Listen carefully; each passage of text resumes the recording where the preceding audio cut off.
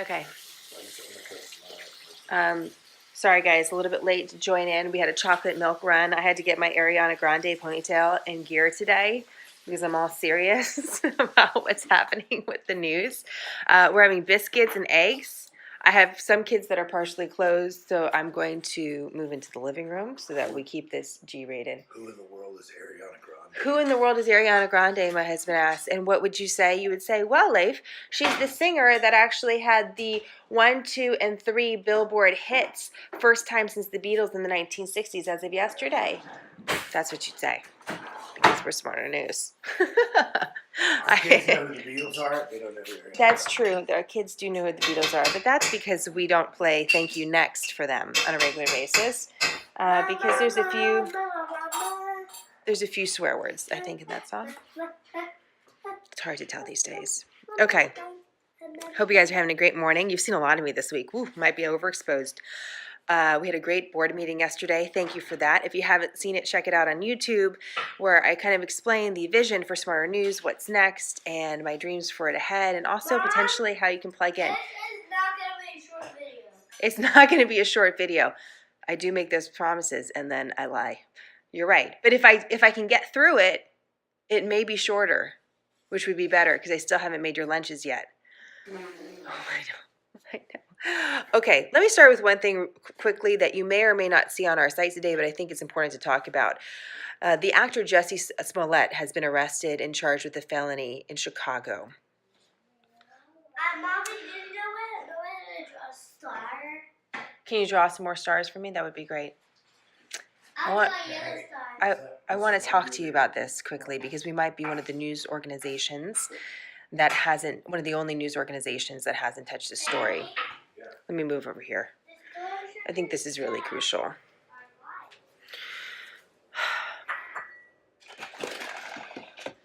Okay, let me start again. SmartHER News may be one of the only news organizations to not have touched the story of Jussie Smollett. And I'm sure some of you have asked that question. Why aren't they covering this? Let me tell you, this has been an ongoing editorial discussion over the last several weeks about whether or not to cover the story. My initial gut check on it, just as the person that is in control editorially of SmartHER News, is that the story was absent of some of the basic components of good journalism, multiple sources, and evidence. And my goal with SmartHER News is to make sure anything I put in front of you on a daily basis is either interesting or important, and we can clearly explain why it matters to you. And the story just did not rise to that level over the last several weeks, even with the controversy that has ensued over it. I'll be discussing more about why we made this decision not to cover it on our newsletter, so I encourage you to sign up for that. That's when I can do a little longer writing and explain or take a deeper dive in some stories. But I would say this: the Jussie Smollett case is just at the beginning. Americans are innocent until they're proven guilty. We have so much more to learn about this particular case, and so we may start talking about it now that there's been an official charge. But let's show some discipline and wait and see. So that's one of the things I think that makes SmartHER News different, is we're not going to chase every story. And this was a major story across every single network, across every single newspaper. I didn't feel like it was appropriate. And I think if you have limited time, I didn't think it was the one story. I think there were other stories that were possibly more important on that particular day. If you have any questions about that, would love to talk to you more about it. But these are the things that will make SmartHER News different as we move and grow into the future. So I just wanted to mention that today. Let's talk about what's important for today. We have some fun stories and some stories that are also very serious. One of the other big stories that we're seeing that was developed around this week has been the story of an American woman that wants to come home from Syria. She left America at age 19 to join ISIS. She's lived in Syria for about the last 4 years, according to her. She's married 3 different times. 2 of her ISIS fighter husbands have died. She has an 18-month-old kid, little boy. From what we know, she was born in America. We have no reason to doubt that. She was born in America, and her family says she was issued a passport. There's some question about that. The reason is that the United States yesterday announced that she does not have a legal passport, but did not elaborate on that, and she would not be coming back to the United States. While this controversy is going to continue because there are many that would like to see her back in the United States, including herself, I think there's a couple things to consider with this story. The bigger picture of what's happening in Syria now is extremely important.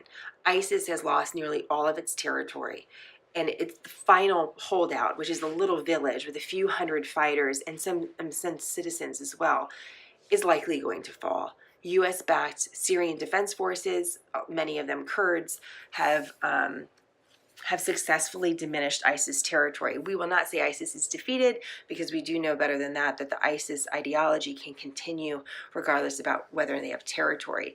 But many of these women and children that were linked to ISIS are in these huge refugee camps or camps. I know, some may not call it a refugee camp. I mean, they could be technically prisoners of war. And so the question becomes what to do with them. We did not hear from this young woman because there weren't really any cameras in Syria. I mean, let's be honest. There's very little journalism happening because of the extreme challenges in the area.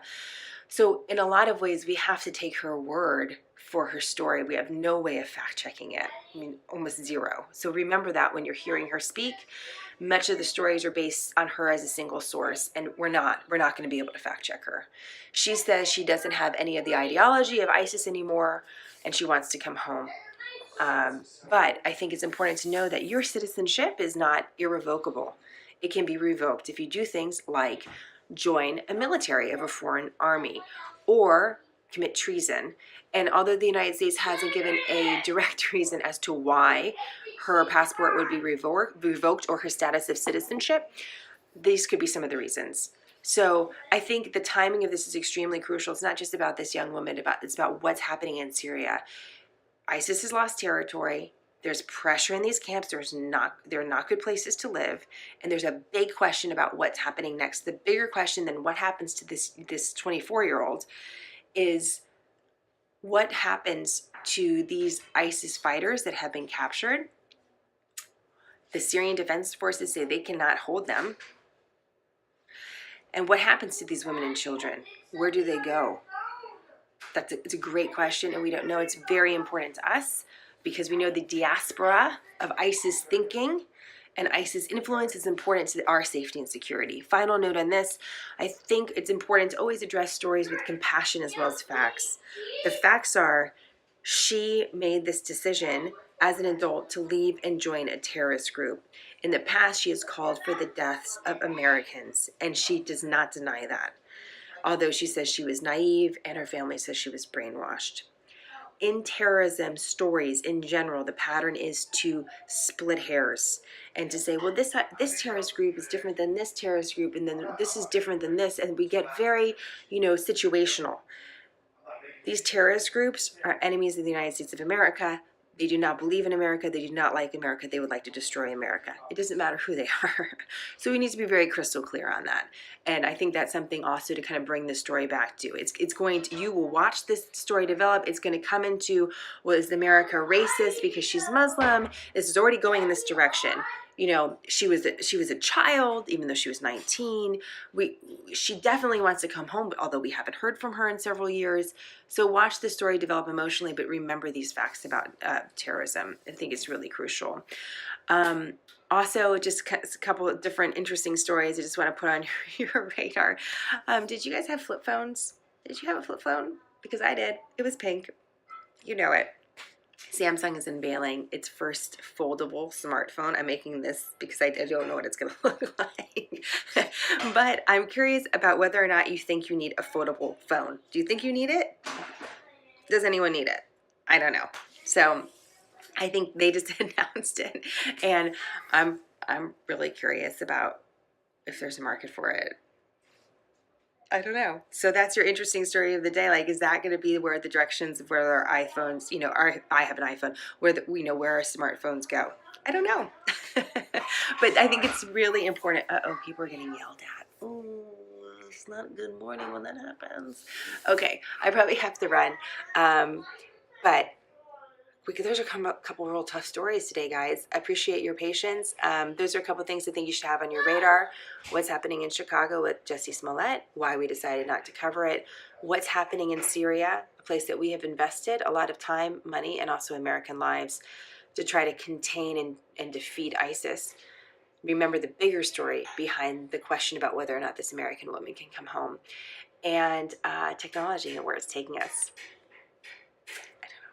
Okay, I like one of you said I'm coming out with a rotary cell phone. Love that idea. I mean, didn't you just want to dial? Okay, guys, I gotta run. Have a great day. It's almost Friday.